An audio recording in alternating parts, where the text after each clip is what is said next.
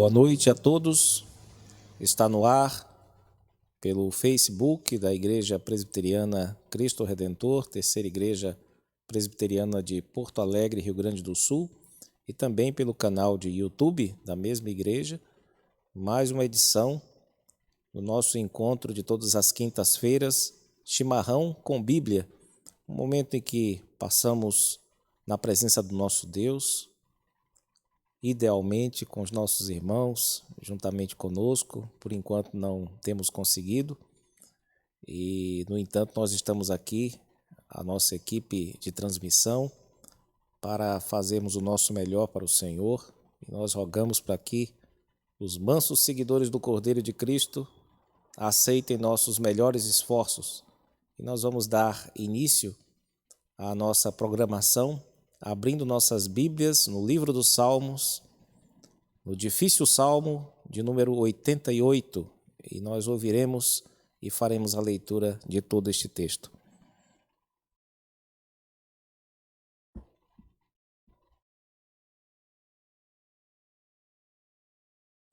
O texto nos diz assim: Cântico, Salmo dos filhos de Coré, ao mestre de canto para ser cantado com cítara, salmo didático de Emã Esraíta. Ó Senhor, Deus da minha salvação, dia e noite clamo diante de ti. Chegue à tua presença a minha oração, inclina os ouvidos ao meu clamor, pois a minha alma está farta de males e a minha vida já se abeira da morte. Sou contado com os que baixam a cova, sou como um homem sem força, atirado entre os mortos, como os feridos de morte que jazem na sepultura, dos quais já não te lembras, são desamparados de tuas mãos. Puseste-me na mais profunda cova, nos lugares tenebrosos, nos abismos. Sobre mim pesa a tua ira. Tu me abates com todas as tuas ondas. Apartaste de mim os meus conhecidos e me fizeste objeto de abominação para com eles. Estou preso e não vejo como sair. Os meus olhos desfalecem de aflição. Dia após dia venho clamando a ti, Senhor, e te levanto as minhas mãos. Mostrarás tu prodígios aos mortos, ou os finados se levantarão para te louvar? Será referida a tua bondade na sepultura, a tua fidelidade nos abismos? Acaso nas trevas se manifestam as tuas maravilhas e a tua justiça na terra do esquecimento? Mas eu, Senhor, clamo a ti por socorro, e antemanhã já se antecipa diante de ti a minha oração. Por que rejeitas, Senhor, a minha alma e oculta de mim o teu rosto? Ando aflito e prestes a expirar desde moço. Sob o peso dos teus terrores, estou desorientado. Por sobre mim passaram as tuas iras, os teus terrores deram cabo de mim. Eles me rodeiam como água, de contínuo. Há um tempo me circundam. Para longe de mim afastaste amigo e companheiro. Os meus conhecidos são trevas. Amém. Nesse momento, irmãos, nós vamos orar ao Senhor Deus, pedir para que Ele nos ajude em nossas dificuldades, e no período de trevas e de certa desorientação pelo qual temos passado. Vamos elevar nossos corações ao Senhor, passar alguns instantes em oração silenciosa e depois eu orarei ao Senhor. Falemos com o nosso Deus nesta hora.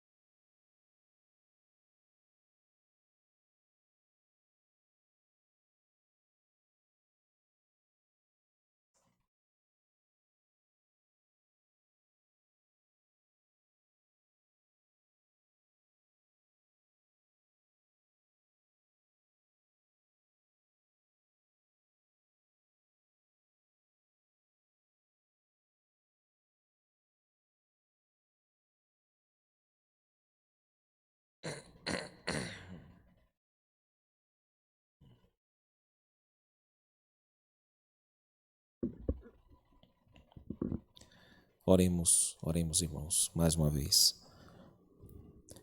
Senhor, Tu tens sido o nosso refúgio de geração em geração. E antes que os montes nascessem e se formassem a terra e o mundo, de eternidade a eternidade, Tu és Deus.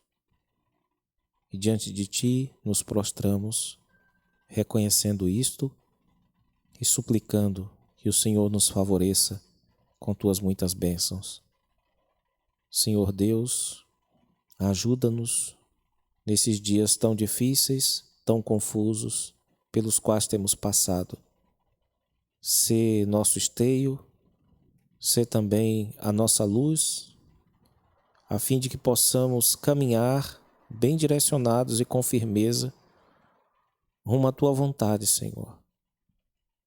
Suplicamos pelo Teu povo, suplicamos por nós que estamos agora a assistir este programa, para que a Tua boa mão repouse sobre nós, que o Senhor seja para nós verdadeiro refúgio e que neste refúgio possamos aprender coisas preciosas que de outro modo não aprenderíamos, que nunca aprenderíamos se não nos refugiássemos em Ti, Senhor.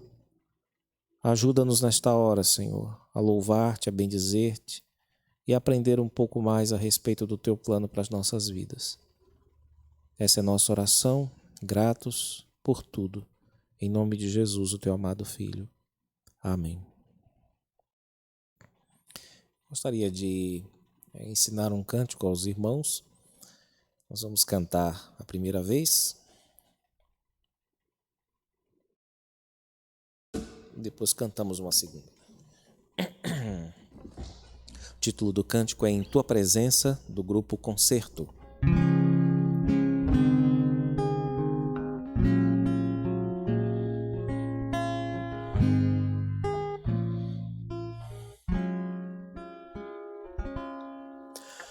Tu prometeste comigo estar todos os dias em meu caminhar, nada temerei.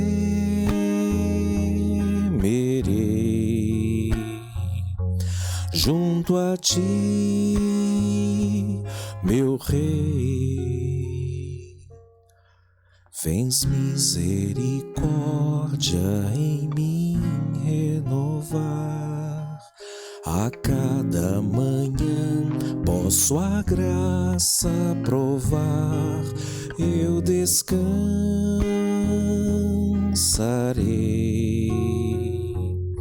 só em Ti, meu Rei. Em Tua presença encontro alegria sem par, plenitude que faz a minha alma cantar. Fontes de vida, paz e perdão, Exultarei sempre em ti, meu Senhor Deus da minha salvação.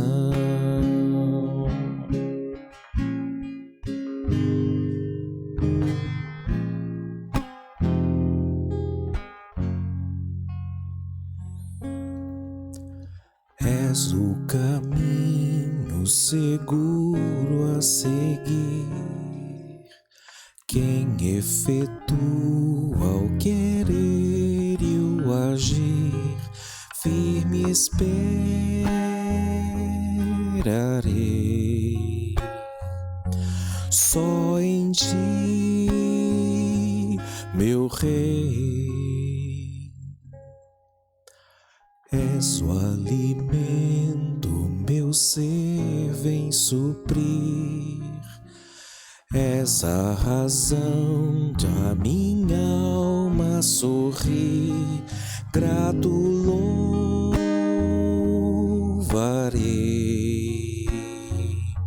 Só a ti, meu Rei,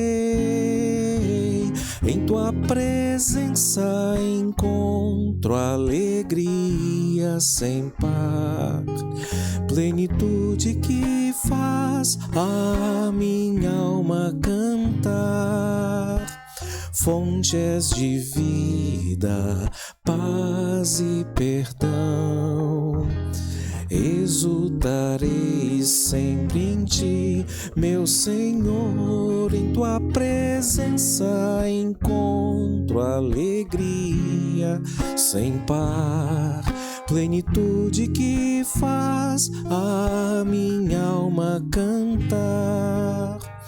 Fontes de vida, paz e perdão, exultarei sempre em ti, meu Senhor Deus da minha salvação. Da minha salvação, da minha salvação. Vamos tentar cantar este cântico, aqueles que se arriscarem. Vamos louvar o Senhor com ele.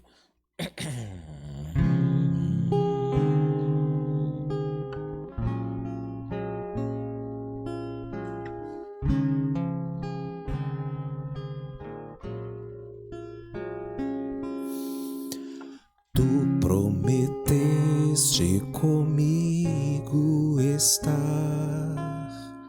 todos os dias em meu caminhar, nada temerei.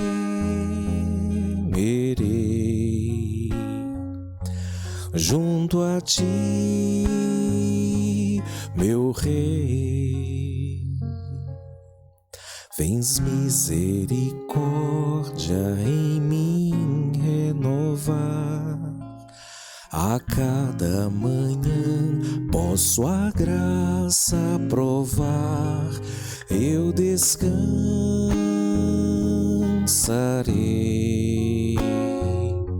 Só em ti,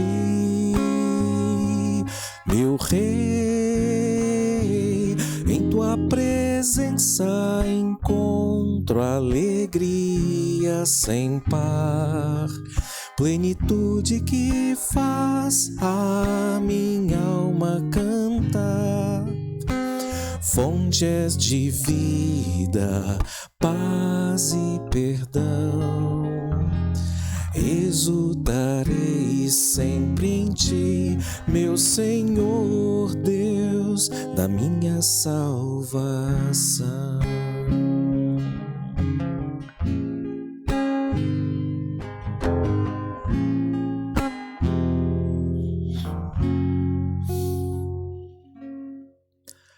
És o caminho seguro a seguir, quem efetua o querer e o agir, firme esperarei.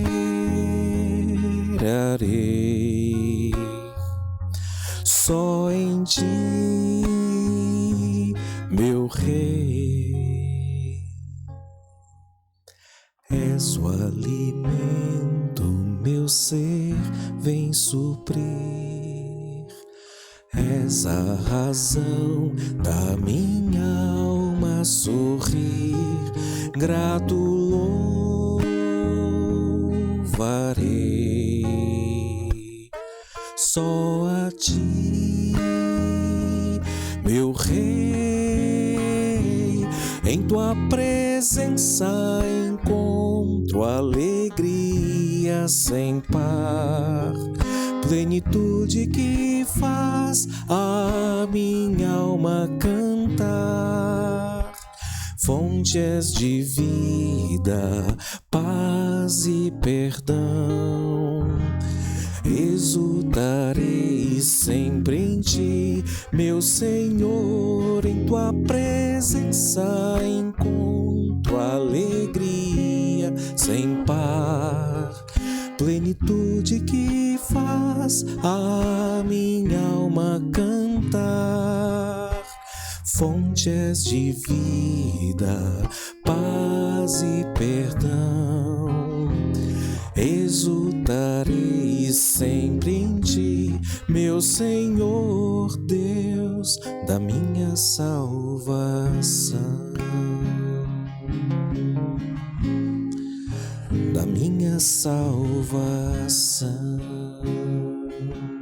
Deus da minha salvação.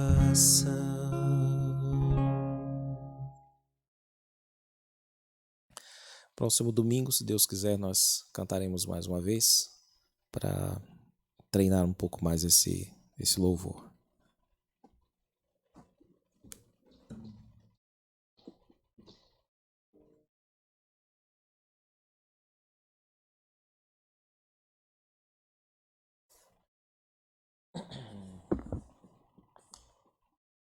Nós acabamos de cantar a respeito de Deus como nossa salvação, o Deus da nossa salvação. E, de certo modo, nós falaremos sobre isso, embora de um modo negativo. Nós falaremos a respeito da nossa reação perante o abandono e a perda, continuando nossos estudos no livro O Clamor da Alma. Mas é importante que desde já nós saibamos da mensagem positiva. Caso você não possa acompanhar todos os nossos programas, saiba que a mensagem geral disso que nós estamos aqui picotando, né, estudando esse livro por partes, é que o Senhor Deus, não importa a situação difícil pela qual estejamos passando, continua sendo o Deus dos desesperados, o Deus dos abandonados, o Deus dos que perdem coisas ou pessoas ou relacionamentos, e também, sobretudo, o Deus de Jesus, o Deus da nossa salvação. Então, essa é a mensagem positiva, mas hoje o texto que nós vamos estudar é um pouco pesado, né? Pelo menos no aspecto das afeições, das emoções que nós temos estudado. Afinal, nós estamos lidando com um sentimento dificílimo, complicadíssimo, que é o desespero. Eu começarei fazendo uma leitura longa aqui de um caso, de uma situação bastante complicada, que envolve um sentimento de desamparo, de desespero, e a história começa assim, é narrada pelos autores do livro que nós temos estudado, O Clamor da Alma. O texto diz assim: a maior parte da vida é colorida por perdas. Algumas delas podemos superar com relativa facilidade. As pequenas agulhadas, cortes, solavancos e hematomas que doem por um tempo e depois desaparecem. Outras, tais como sonhos que tiveram fim, amores perdidos e promessas quebradas, tornam-se lesões que nenhuma cirurgia plástica é capaz de camuflar. A perda por meio da morte ou divórcio, separação ou traição, ou qualquer outra forma de abandono, despoja o coração de qualquer senso de constância, segurança e significado. Um bom amigo me recordou, em linguagem vívida, o momento em que sentiu a ferida do abandono e da perda. Enquanto limpava a garagem, escutando música, o telefone tocou. Irritado, foi atender. Alô, disse ele. esperando que fosse uma ligação rápida. É da polícia suburbana. O senhor é pai de Samantha Rodrigues? O temor sacudiu sua mente. Sim, senhor. O que é que houve? Lamento informar, mas Samantha foi pega furtando uma loja com alguns amigos. O senhor deve vir à delegacia para algumas perguntas e para reconhecê-la. Meu amigo ficou em pânico, trocando de roupa, procurando chaves, e em todo o tempo perguntas surgiam em sua mente. Ela nunca se meteu em problemas, é uma menina normal, ativa na igreja, na escola, cheia de amigos. Deve ser algum engano. O que será que está acontecendo com ela? Ele correu para a delegacia, mas ficou sentado esperando na recepção por 1 hora, enquanto os outros pais eram interrogados. A tristeza deu lugar à depressão. Quando finalmente foi chamado até a sala, as primeiras palavras do delegado bloquearam sua mente. Na verdade, foi sua filha quem roubou a mercadoria. Com Samantha liberada, sob custódia do seu pai, eles foram para casa.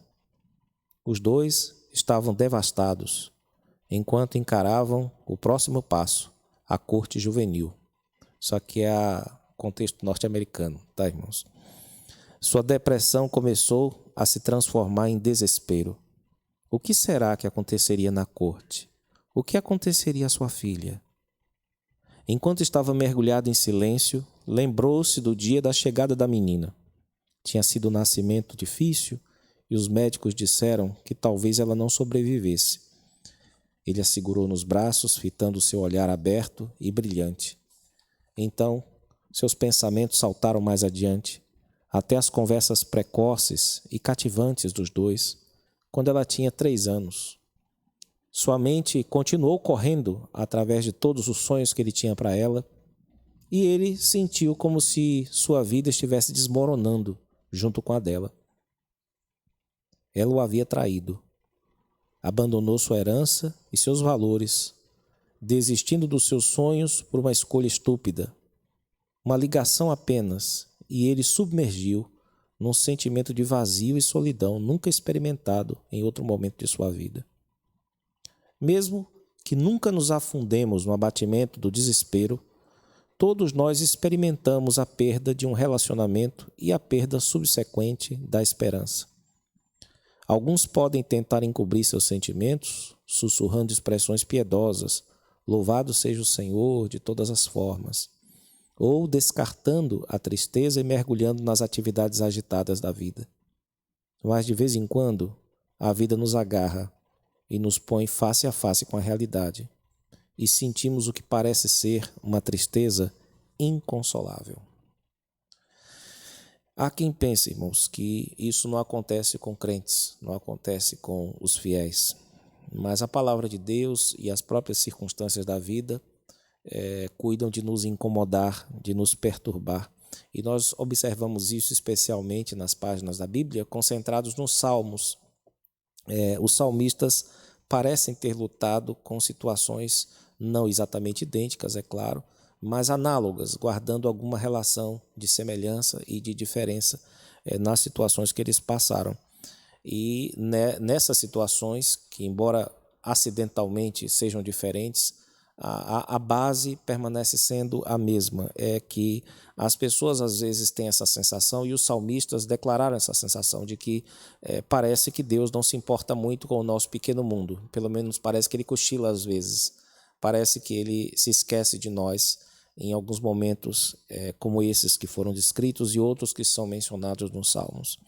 E o saltério assim está permeado com esse sentido, irmãos, com esse senso de desespero, esse senso de que alguém nos abandonou e que quem nos abandonou parece que foi Deus. Hoje as pessoas costumam ler os salmos para procurar um saltério dentro do saltério, procurar um conjunto de salmos que lhes agrade, que lhes faça bem. E isso é muito bom, muito louvável, mas funciona nos dias bons. Quando você procura um salmo de louvor num dia de tribulação, num dia de trevas e desorientação, você vai perceber que aquilo não cabe direito na situação e não cabe também direito no seu coração. E as pessoas parecem que fazem questão de esquecer ou de ignorar que o louvor bíblico costuma ser a culminação de uma luta. Não é uma coisa que simplesmente você vai lá e faz. Mas ele está num contexto, às vezes, de uma luta com Deus que a pessoa tem e que acaba culminando nesse movimento que é chamado de louvor. E mesmo as pessoas que entendem isso, que o louvor, em grande parte nos Salmos, é a culminação de uma luta, elas podem cair em outro erro, que é o de achar que se eu passar por uma luta, eu terei direito à alegria no final, terei direito à largueza ou terei direito a alívio. Mas só que existem alguns salmos que não terminam assim, irmãos. Assim como também existem algumas histórias de crentes que não se resolvem direito, pelo menos na nossa vista, bem nesta vida, não é? E os salmistas às vezes encerram seus salmos com certas dúvidas e alguns até mesmo com um sentimento muito claro de desorientação e de trevas. O salmo que nós lemos no início desta programação, o de número 88, é talvez o exemplo mais típico disso que eu estou falando. É um salmo verdadeiramente tenebroso, é um dos lamentos mais terríveis da Escritura para aquele que estava naquela situação. É a agonia do início ao fim. E a pessoa reclama de um sofrimento, não um sofrimento que tem 3 meses que está com ela, nem com 3 anos que está com ela. É um sofrimento que está com ela desde a sua juventude. O texto não especifica qual seja esse sofrimento, mas o verso de número 15 nos diz assim: ando aflito e prestes a expirar desde moço. Sob o peso dos teus terrores estou desorientado. Essas são palavras muito complicadas para o mundo evangélico entender, engolir. Esse mundo evangélico tão acostumado a saltar nos galhos da vitória, para outros galhos da vitória, e nunca experimentar trevas e desorientação. Eles experimentam, mas eles negam. Negam a vida e negam a Escritura Sagrada. E é sobre isso que esse salmo difícil trata, irmãos. O único raio de esperança que nós temos nele está na abertura. E você só percebe se você for um leitor bem atento. A abertura do salmo chama aquilo que nós cantamos aqui, não é? Ó Senhor, Deus da minha salvação, dia e noite clamo diante de ti. Ele está clamando, mas nós não temos a garantia, não no salmo, de que as coisas se resolverão, porque no fim do salmo nós temos ainda o clamor do salmista subindo a Deus e ele como que à beira de um colapso. Ele diz assim: para longe de mim afastaste amigo e companheiro. Os meus conhecidos são trevas. São trevas. Ele atribui a falta de amigos, a falta de pessoas que o amparem ao próprio Deus. Verso de número 8: apartaste de mim os meus conhecidos e me fizeste objeto de abominação para com eles.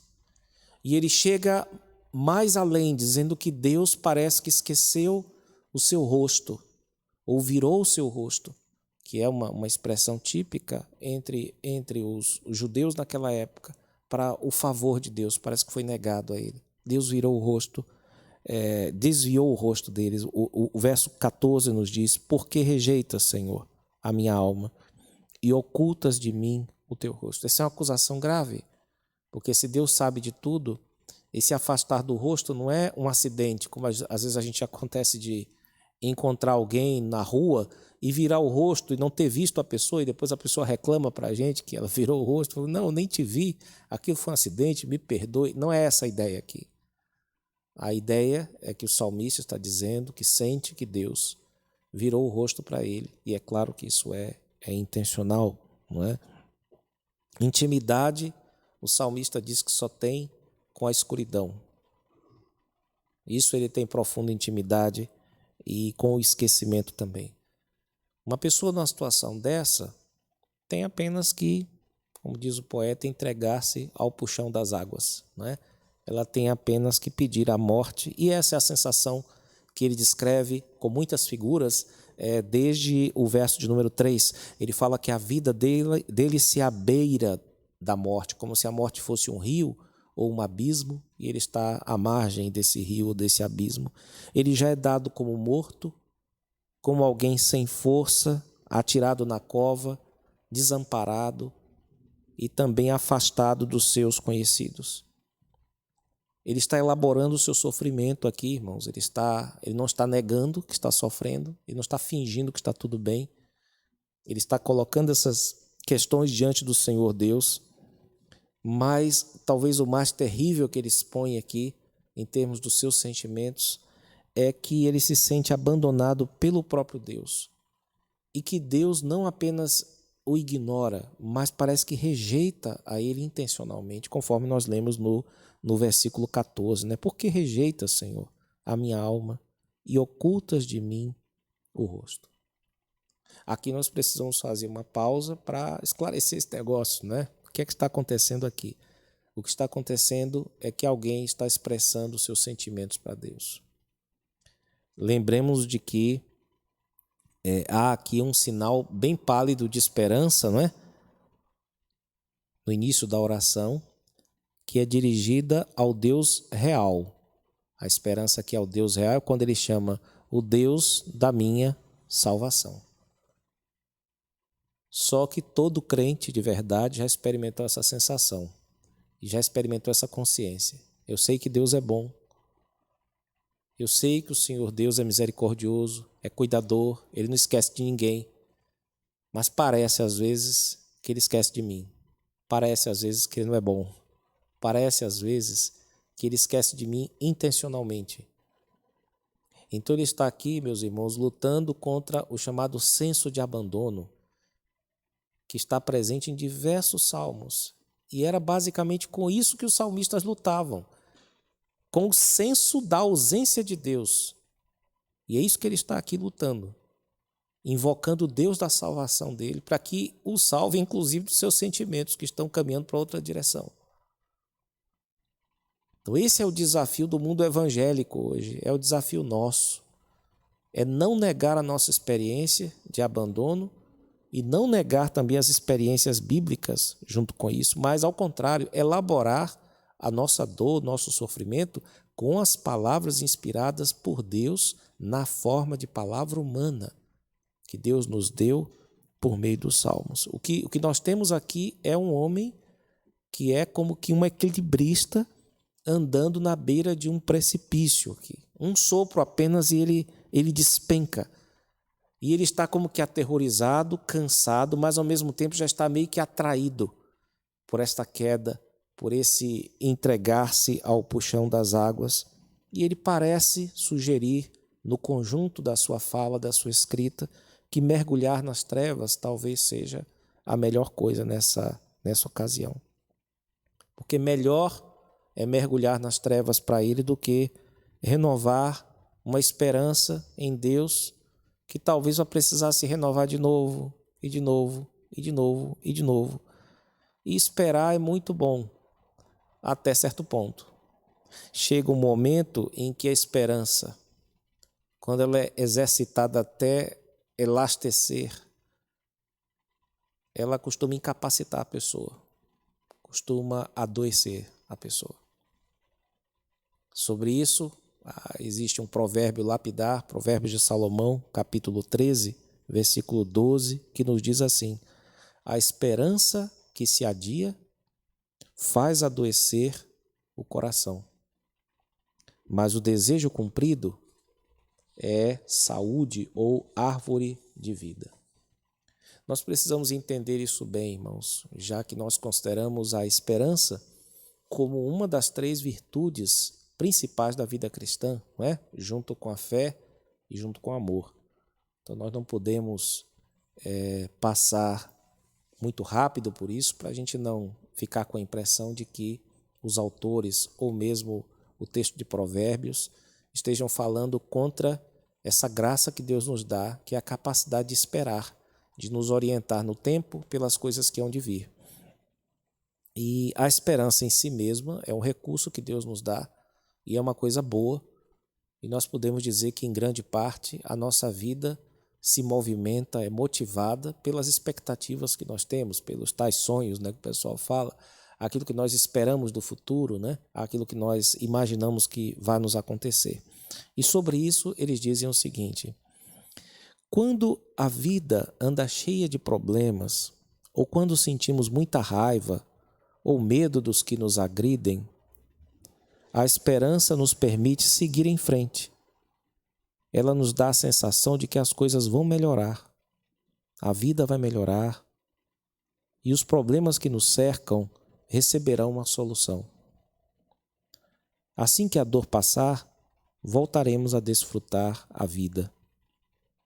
A esperança é a antecipação da certeza de que os desejos presentes serão satisfeitos num futuro próximo. Gabriel Marcel chama a esperança de memória do futuro. Posso estar desanimado com os relacionamentos em minha vida, mas a esperança me sustenta, assegurando a promessa de algo novo e positivo mais à frente.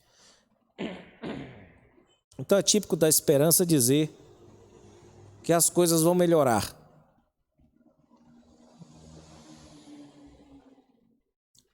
Por um lado, a esperança é algo que nós sentimos. Eles partem dessa ideia aqui. Mas, por outro lado, é também algo prático. Não é só um sentimento que você tem. Não é? É uma coisa que você encarna, à medida que ela é real, em suas palavras e em suas ações. Então, por exemplo, você quer fazer um concurso para 2022. Se você realmente espera passar, você vai se movimentar hoje, não é? Você vai começar a falar dentro disso, você vai começar a comprar livros dentro disso, tomar cursos com alguém, etc, etc, estudar, perder noite.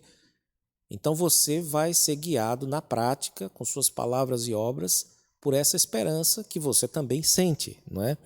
No entanto, irmãos, eles destacam aqui um ponto um pouco triste da nossa esperança, que é a esperança de pecador, não é?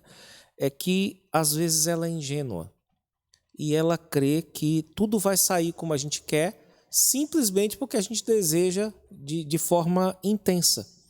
E a gente vê que essas coisas, essa ideia, né, de que basta você querer, basta você se esforçar por uma meta que você espera alcançar, que você vai alcançar. Você tem um reforço enorme hoje das mídias, né, nas redes sociais, nas pessoas que chegam ao tal topo, porque o argumento delas é mais ou menos o mesmo. Olha, eu cheguei aqui porque eu acreditei nos meus sonhos. Ela conta aquela história de sofrimento dela e ele se tornou um grande atleta, um grande intelectual, o que quer que seja.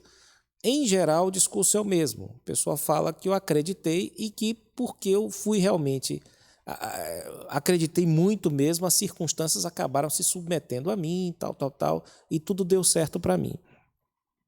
E também muitas pessoas acreditam não apenas nisso no campo do trabalho, mas no campo dos relacionamentos também. Elas acreditam que se elas forem sinceras, suficientemente, intensamente sinceras com o outro, não é? Ou com a outra, tudo vai dar certo. E, na verdade, não é assim que acontece, senão não haveria as decepções, não é? Senão não haveria a traição e a quebra de confiança. E é assim que ocorre com todo relacionamento que costuma centrar suas esperanças, suas expectativas no homem. A tendência, não importa se o relacionamento é político, se é religioso, se é cultural, se é emocional, a partir do momento que você espera coisas dos seres humanos, coisas boas, você deve estar preparado para algum tipo de decepção. E quando isso acontece? Quando as pessoas acordam com a faca lá enfiada nas costas, a reação lógica da pessoa é se afastar. É entender que se aquela criatura ali é da espécie humana, então é melhor não se envolver muito com essa espécie, não é? E a porta está aberta, portanto, para o cinismo e para o ceticismo. Por quê? Porque é doloroso voltar a esperar. É que você vai renovar uma aliança com alguém que lhe traiu, que ferrou com sua vida, que lhe deixou ou que lhe abandonou. Se renovar a aliança significa voltar com a pessoa a um relacionamento na certeza de que isso nunca mais vai acontecer. Só que você sabe que pode acontecer. E para evitar isso, é que muitas pessoas se enfiam no ceticismo, porque é muito difícil você renovar esperanças com uma pessoa que é capaz de nunca te deixar ou nunca deixar de te decepcionar e de causar coisas ruins a você. Então, o que eu estou dizendo com isso é que o ceticismo daqueles que não se envolvem por terem sido já machucados ou traídos ou abandonados ou de algum modo prejudicados, ele é perfeitamente lógico. É perfeitamente lógico simplesmente pelo fato de que ninguém gosta da dor. Ela tem lá a sua função, nós já estudamos um pouco sobre a função da dor, que é de nos avisar de alguma coisa não está indo bem. Mas passou disso, já é coisa ruim, ninguém quer isso aí. Por isso que a gente faz de tudo para desenvolver tecnologia. Em grande parte é para evitar esse treco que é a dor. E quando é um tipo de dor que não tem muito remédio, né, aí é que as pessoas não querem, de fato, passar por elas. Né? A respeito disso, eles dizem o seguinte, os autores. Com o tempo, o ciclo sempre repetido de desejo estimulado, esperança desapontada e alma amortecida por meio do desespero resultam num ódio ao desejo. Ou seja, você odeia desejar qualquer tipo de esperança para você, de retorno para você, porque desejar um retorno para qualquer relacionamento, inclusive com Deus, é desejar expor-se a sofrer tudo de novo. Então, há uma lógica aqui que não tem muito como persuadir uma pessoa cética ou cínica ou desesperada a mudar, porque ela tem lá suas razões para isso, vivendo no mundo onde vive. Eles continuam dizendo, esse ciclo é experimentado por muitos que sentem a esperança adiada. Isso é talvez mais claro nas vidas daqueles que experimentaram uma traição profunda.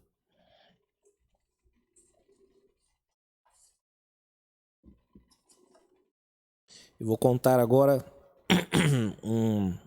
mais um dos casos que o autor trata aqui, caso muito pesado, de uma senhora que foi abusada durante 8 anos na sua infância pelo irmão dela, o irmão maior.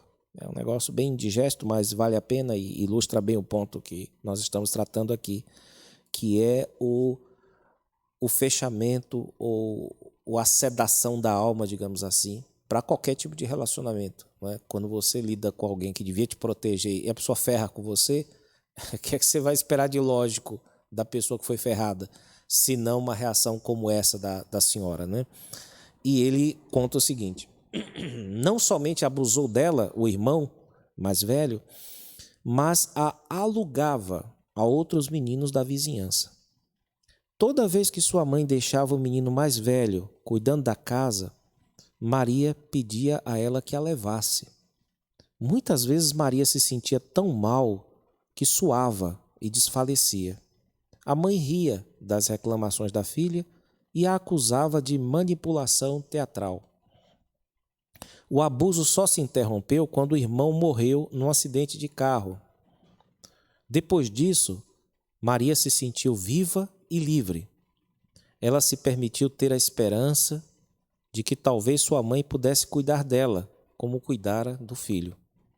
Maria fez de tudo para ajudar sua mãe a lidar com a perda, servindo a família por anos, até finalmente falar com sua mãe sobre o abuso. Quando Maria finalmente compartilhou com sua mãe sobre os anos de sofrimento, ela respondeu: se você repetir essa mentira sobre seu irmão, nunca mais falo com você, nem volto a te chamar de minha filha. Durante anos de abuso, Maria acreditava que sua mãe não soubesse. Se soubesse, certamente teria resgatado sua filha. Agora, a recusa de sua mãe em escutá-la, em acreditar, e ainda mais, a ameaça de ser afastada da família, matou a esperança frágil de Maria de ser amada por sua mãe. Durante quase uma década após essa interação, Maria viveu no submundo do desespero. Com o tempo se casou, administrava um negócio e se comportava bem na igreja e nas atividades sociais. Mas era um zumbi, um morto ambulante que vive com precisão robótica e que existe sem desejo ou paixão. A conclusão a que eles chegam é muito mais fácil apagar nosso desejo sob a mortalha do desespero do que viver o sofrimento do desejo adiado. Então é melhor matar o que você talvez queira sentir do que ficar o tempo inteiro tentando e tomando na cabeça, né? E esse é o coração do desespero para os autores, irmãos. É quando você se cansa de se decepcionar ou se cansa de se desapontar e não quer mais passar por isso de novo. E você entende que qualquer vulnerabilidade, qualquer abertura para uma nova relação é absurda, e a solução natural é que você se blinde, é que você viva relações menos arriscadas. Se eu compro uma flor, planto um jardim, pego um pet para criar, eles são mais econômicos em termos de gastos emocionais do que um ser humano, né?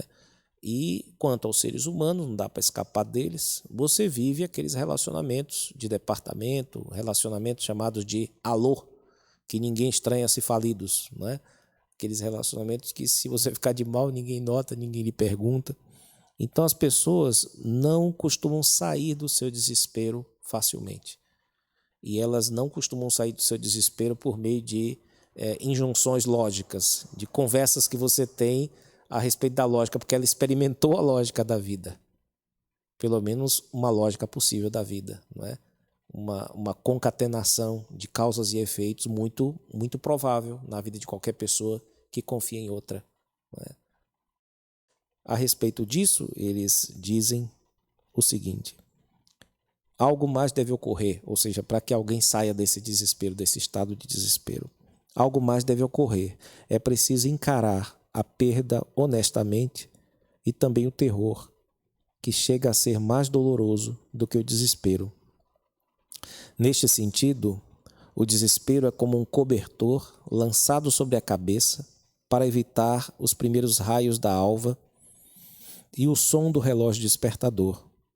É o subterfúgio para se fugir da decepção, da esperança adiada, que atormenta o coração como uma enfermidade mortal. Então, qual é o grande problema que eles veem aqui? É que, se por um lado ninguém quer sofrer esperando de novo, por outro lado, Deus não nos fez para o desespero, Deus nos fez para a esperança. Essa esperança deve ser centrada nele, e nós devemos fazer de tudo para ser vulneráveis com as pessoas, simplesmente por ser mais nobre, ser traído do que trair, ser ferrado do que ferrar os outros. Isso, sem dúvida alguma, é um desafio tanto para a vida cristã. Mas não dá para encarar esse desafio se a gente fingir que ele não existe ou se a gente ignorá-lo. O fato é que esse risco está sobre a nossa cabeça, sobre a nossa vida constantemente. E em termos de sentimentos, de emoções, esse é um risco também da nossa relação com Deus. Porque muitas vezes nós nos sentimos abandonados por Deus em determinadas circunstâncias. Deus não abandona ninguém. Isso é fato. Mas o sentimento que nós temos é outro. E era com esse sentimento complicado que os salmistas lutavam. E alguns deles chegavam a irromper em louvor a Deus no meio desse sofrimento todo. Mas eu reconheço, junto com o Salmo 88, que nem todo salmo, que nem todo episódio da nossa vida acaba necessariamente em louvor, mas pode ainda nos manter durante muito tempo em trevas, em desorientação, mas isso não muda em nada o que Deus sente por nós, o que Deus tem para a nossa vida, o que Deus faz por nossas vidas, a condução, a bondade de Deus, nada disso é afetado. Mas certamente faz bem para nós conhecermos as lutas dos salmistas, porque com certeza Deus não nos deu esses salmos para que nós os olhássemos apenas historicamente, mas levássemos em conta, contemplássemos estes salmos como um espelho para a nossa própria alma. A respeito disso, nós continuaremos na próxima semana, meus irmãos.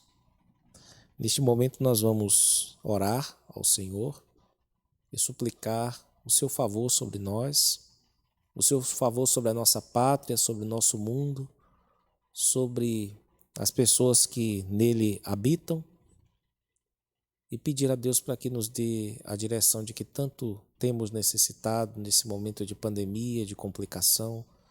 Você ore por sua cidade, por seu estado, por seu país, e vamos nos unir, clamar aos céus, esperando que Deus nos ajude, como sempre faz, e que Ele nos ajude também a lidar com os nossos sentimentos de abandono, que não podem ser reais, porque Deus não pode mentir em sua palavra e Ele diz que sempre estará conosco.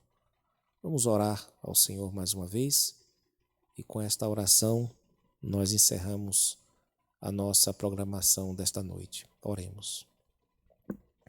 Pai de amor, de bondade, nós te agradecemos por tua misericórdia, que se renova dia a dia e de geração em geração sobre a vida dos que te temem. Ó Senhor Deus, agradecemos-te porque tu estás conosco, como prometeste em tua palavra. Agradecemos pelo cuidado do Senhor em manter a nossa vida, em nos sustentar em todo o tempo, dormindo ou acordado, andando pelo caminho, assentado, conversando, em tudo o Senhor nos sustenta, Senhor. E nós te damos louvores e graças por isso. Mas, Senhor, tu sabes também que os nossos sentimentos às vezes não te alcançam e nós experimentamos um senso de abandono que é irreal, mas que nos perturba. E por isso nós queremos sempre elaborá-lo na tua presença. Ó Senhor, quando ninguém mais nos entender, dá-nos a graça de procurar a ti, que nos entende antes mesmo de abrirmos a boca. Por favor, Senhor, tome em tuas mãos as pessoas que agora estão desesperadas, as pessoas que estão confundindo suas emoções com suas percepções. Ó Senhor Deus, não permita, Senhor, que essas pessoas achem e acreditem que o Senhor está ausente de verdade, porque o Senhor não está. Conceda, Senhor, a vida de todos aqueles que estão desnorteados com a situação, com esta crise. Conceda-lhes a graça do retorno a Ti, da reorientação, Senhor. Conceda, Senhor, a todos os desorientados essa graça e ajuda-nos, ó Deus, a pela fé seguir a Tua palavra, que para nós é uma luz para os nossos caminhos. Ó Deus, tem misericórdia de nós quando nos desviamos de Ti, achando de fato e vivenciando e agindo como se o Senhor não estivesse mais conosco. Por favor, livra-nos dessas coisas e dá-nos a graça de, pela fé, pela Tua palavra, afirmar a Tua presença e procurar adequar as nossas emoções, sentimentos, pensamentos, desejos a este fato, Senhor, que é o fato de que Tu estás intensivamente em cada parte do universo. Pedimos, ó Deus, pelas pessoas que têm lutado nesta pandemia, especialmente os que estão na linha de frente, como os da área de saúde, da área de segurança. Rogamos-te, Senhor, também por aqueles que estão lutando no campo financeiro, Senhor, como os empresários, os comerciantes. Rogamos-te, Senhor, pelos políticos dessa nação, para que o Senhor tenha compaixão de nós e ajude essas vidas. E rogamos também por aqueles que têm aproveitado esse momento difícil para extorquir, para fazer o mal ao próximo, para matar bebês, para matar idosos, para matar pessoas que eles julgam inviáveis. Ó Deus, destrói essas pessoas, Senhor. Ó Deus, quebre os dentes deles, Senhor. E dá-nos a graça de conhecer essas pessoas, para que possamos tomar estas vidas, esses portentos, estes alertas teus em consideração para a nossa própria vida. Ó Deus, continue a purificar a tua igreja. Continue, Senhor, a mostrar pelo espelho da tua palavra o que cada um tem sido diante de Ti, Senhor. Por favor, ó Deus, não apenas mostre a nossa feiura, mas também transforme o nosso coração. Faça um concerto conosco, Senhor. Opere em nossas vidas e faz com que a Tua igreja, Tua verdadeira igreja, saia fortalecida dessa crise e no meio dela também seja fortalecida, Senhor. Por favor, tome em Tuas mãos as nossas vidas e conduz, Senhor, conforme melhor lhe parecer. Nós confiamos em Ti, Senhor, e afirmamos com a força do Espírito que habita em nós e da Tua palavra que Tu estás conosco, que nós cremos em Ti, que o Senhor jamais nos desamparará. Essa é a nossa oração que fazemos, gratos por tudo. Em nome de Jesus, o Teu santo e amado Filho. Amém. Com esta oração, meus irmãos, nós chegamos ao fim do nosso chimarrão com Bíblia. Nosso próximo encontro será próximo domingo, a partir das 9 horas, na nossa reunião de oração, também por aqui, pelo Facebook, pelo canal de YouTube. Rogamos a Deus para que continue a abençoar a sua vida e conduzi-la no meio dessas dificuldades que temos passado. Senhor Deus nos abençoe.